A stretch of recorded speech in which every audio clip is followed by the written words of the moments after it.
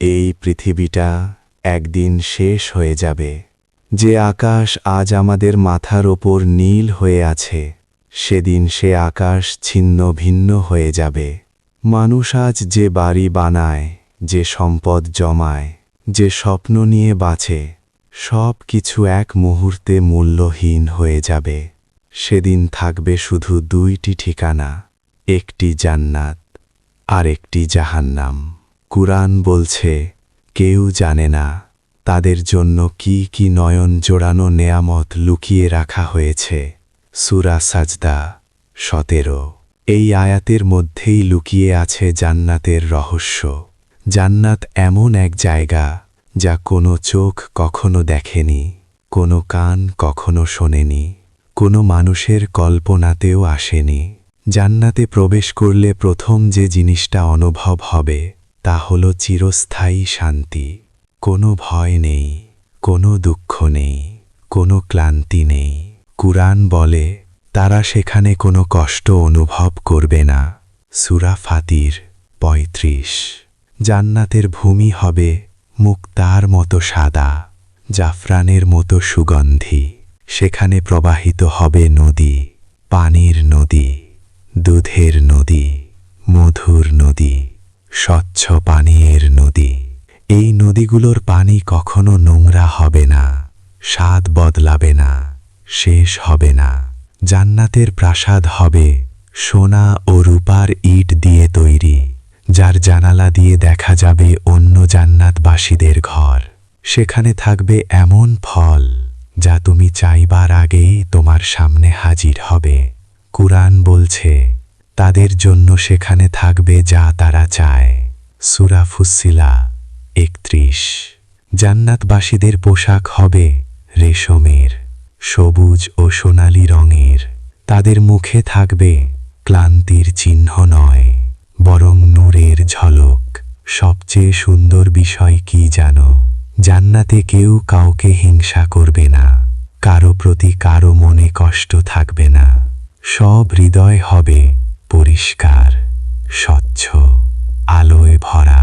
আর জান্নাতের সর্বশ্রেষ্ঠ নেয়ামত আল্লাহ তাআলার দর্শন। সেদিন আল্লাহ নিজে বলবেন, আমি কি তোমাদের ওপর সন্তুষ্ট নই? আর জান্নাতবাসীরা বলবেন, হে আমাদের রব, তুমি আমাদের যা দিয়েছ এর চেয়ে বড় কিছু আর কি হতে পারে? এই জান্নাতই কি আমাদের লক্ষ্য, নাকি আমরা দুনিয়ার ছোট আনন্দে হারিয়ে যাচ্ছি?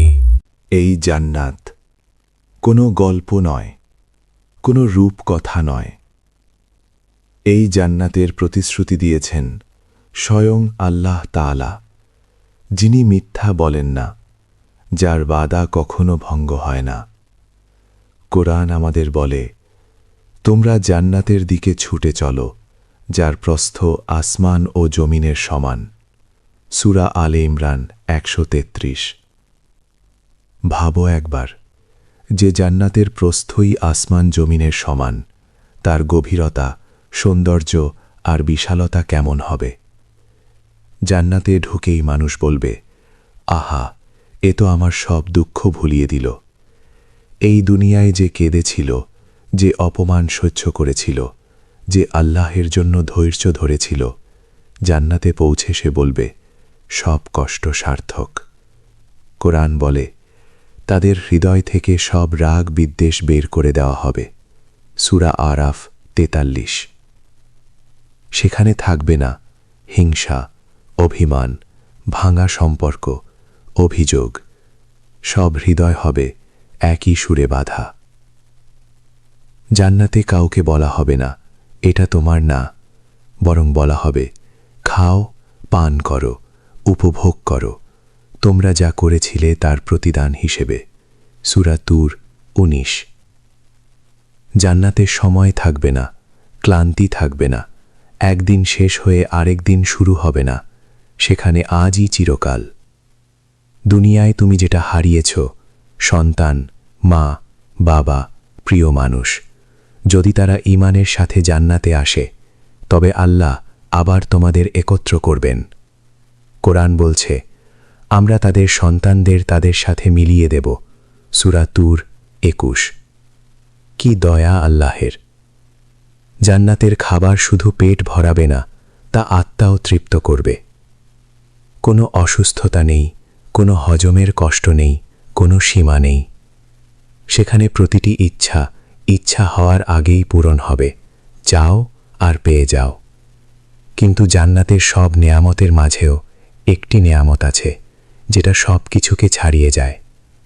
সেদিন জান্নাতবাসীদের ডাকা হবে, হে জান্নাতবাসীরা! তারা বলবে, হে আমাদের রব, আমরা হাজির।